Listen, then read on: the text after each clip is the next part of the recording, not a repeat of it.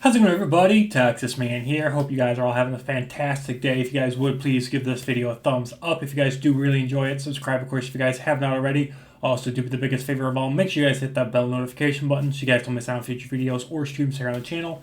And as always, if you guys have any movies or TV shows or games you guys would like me to cover here on the channel, please let me know in the comment section down below. As always, we're going to talk positives and negatives, talking about a Netflix exclusive movie, A Man Called Otto. This film came out in 2022. It is rated PG-13 and it's about 2 hours long. The film centers on a grumpy old man called Otto, and he learns about friendship, love, family, and how to enjoy the world as it is, even without his wife around, thanks to these new neighbors that show up.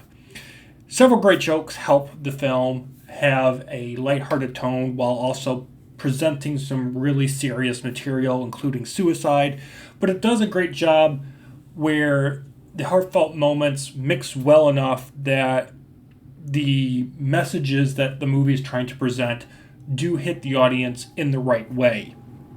And I think another great reason why the messaging in this movie is so well done is because of the great performances from everybody that is in this film, not just including Tom Hanks.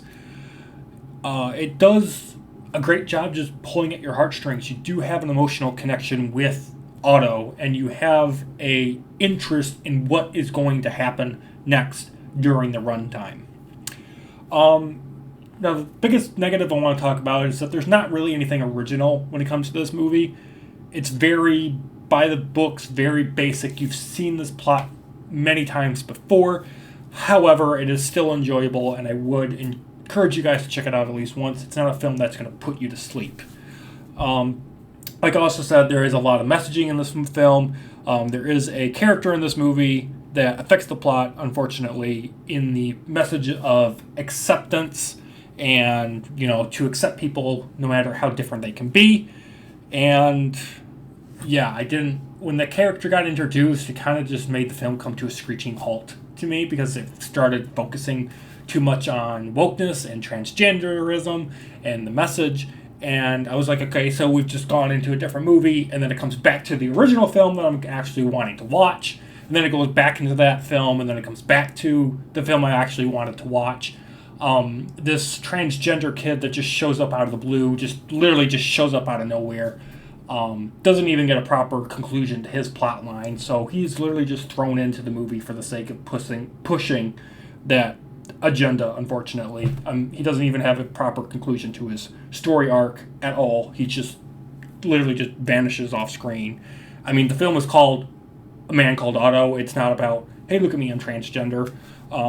I'm not hating on anybody that's transgender. I'm just saying that this character exists in this movie, shows up, and literally does nothing, and they don't even have a proper conclusion to their own story arc, even though they're a side character. Everybody else does, for the most part.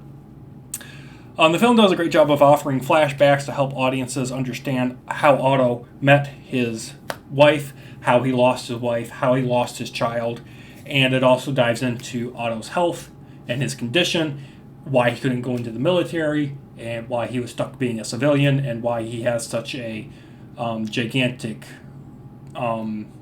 different viewpoint on the world and how stupid people are now because of technology. It is kind of funny, but it is also kind of a realization that, hey, people 30, 40, 50 years ago kind of more intelligent because they didn't have everything on a phone to tell them how to do things. You had to just do it and learn. And I think that's very interesting to see that change. So overall, A Man Called Otto, I think it's an interesting movie. It's not something I really care about watching again. But it was enjoyable if you guys have Netflix. I encourage you guys, check it out once. It's a decent enough movie, but not something I'm going to be like, woo, get Netflix so you can watch this. I know it came out in theaters in 2022. It's just a movie I didn't really care to see. It's not that I hate on Tom Hanks or I just didn't care about the movie. It's just there was other films at the time when this was released, and I cared about seeing those more.